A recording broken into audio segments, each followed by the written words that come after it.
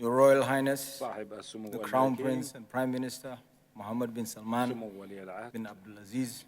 It's a new beginning for regional cooperation between the Middle East and Africa at the maiden Saudi-Africa summit holding in Riyadh, as heads of state across the continent turned up in their numbers to a meeting by Crown Prince Mohammed bin Salman on how to deepen new reforms and ensure governance sustainability.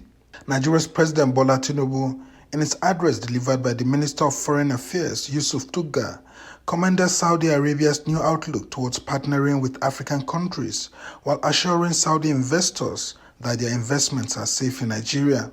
Nigeria is committed to attracting business and investment by ensuring policy predictability, secure property rights, and effectiveness of contracts. We have hit the ground running with reforms that have established a unified exchange rate and made it easier for foreign investors to exit with their funds.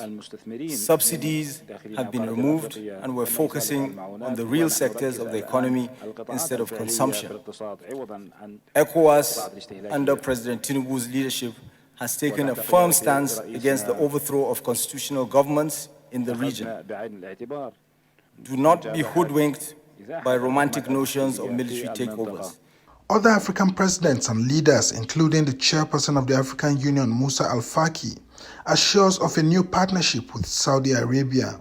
They commended Saudi Arabia's plan to expand its diplomatic presence across Africa. Crown Prince bin Salman, in his address, announced the launch of a new $1 billion initiative to bring water to African countries over a period of 10 years. He also says the kingdom looks forward to launching new Saudi investments worth $25 billion in various fields across Africa, including the offer of $10 billion in exports and plan to provide $5 billion in additional development financing to African countries until 2030 through the Saudi Fund for Development. We are working in almost 47 countries in Africa, so we are covering almost all the continent. The Saudi leader reaffirmed his commitment to ensuring the security and durability of energy supplies across Africa, developing clean fuel solutions, and providing food to over 750 million Africans.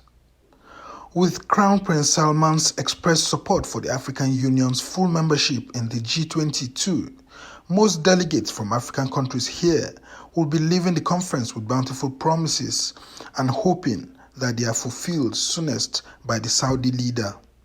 Meanwhile, Nigeria and Saudi Arabia have signed a memorandum of understanding to boost technology transfer in the oil and gas sector. Minister of State for Petroleum Resources, Oil, Henikin Lokobri, signed on behalf of Nigeria, while the Energy Minister of Saudi Arabia, Prince Abdulaziz bin Salman, signed for his country. African diplomatic officials tell Arise News here in Riyadh that the maiden Saudi Africa Forum aligns with the Vision 2063 agenda of the African Union, and that they would also help to promote the 2030 agenda of the Saudi government to actually free itself from dependence on oil. Somna Sambu, Arise News, Riyadh.